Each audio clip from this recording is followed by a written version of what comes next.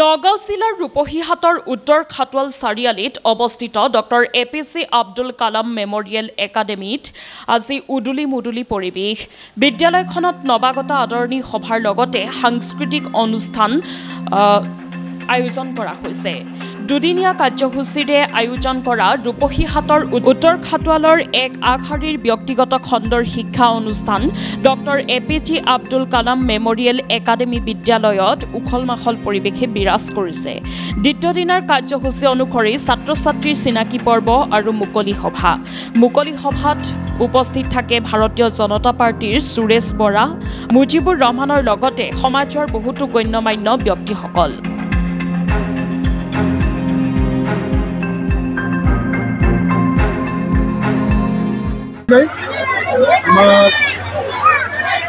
APJ Abdul Kalam পৰিয়ালৰ তৰফৰ পৰা প্ৰথমে যিসকল সংবাদকৰ্মী এটা উপস্থিত তেওঁলোকৰ চেনেল তেখেতসকলক মই আন্তৰিক অভিনন্দন শুভেচ্ছা জ্ঞাপন কৰিছোঁ। আমি বহুত ঘাট কৰোণা ছিজনত আমি এইখন যাম বুলি কৈছোঁ 2020 চনত আপোনাৰ মাৰ্চ মাহত এতিয়া পূৰা কৰোণাই আৱৰি আছিলে গোটেই বিশ্ব। আজি এটা ভাল পৰ্যায় পাইছেগৈ।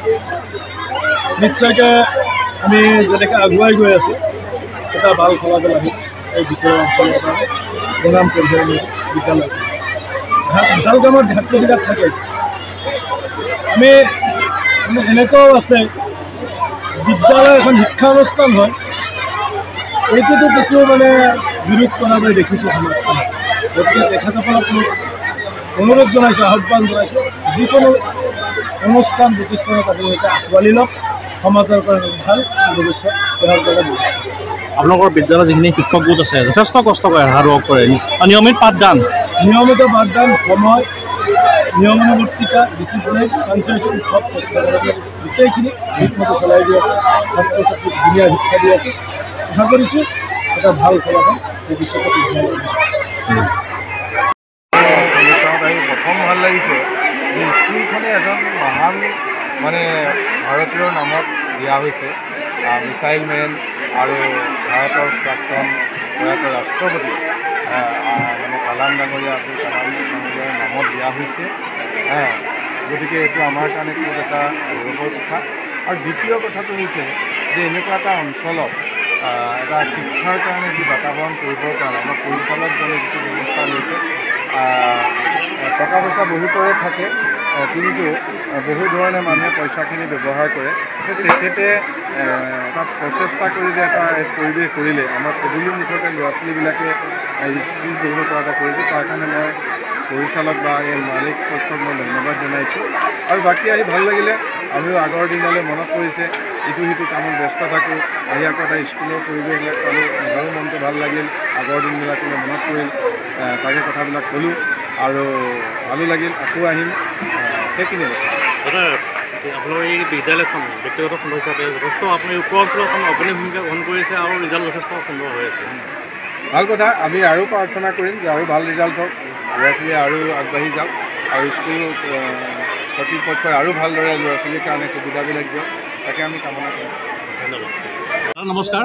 হয়, নগাঁও জিলাৰ ব্যক্তিগত অগ্ৰণী শিক্ষানুষ্ঠান doctor APJ Abdul Kalam memorial academy নৱাগত আদৰণি অনুষ্ঠানত আজি আপুনি অতিথি হিচাপে উপস্থিত আছে, কেনেকুৱা এটা অনুভৱ আপোনাৰ? প্ৰথম আজি নৱাগত আদৰণি অনুষ্ঠানত আহি প্ৰথম ভাল লাগিছে যে স্কুলখনে এজন মহান ভাৰতীয়ৰ নামত দিয়া হৈছে।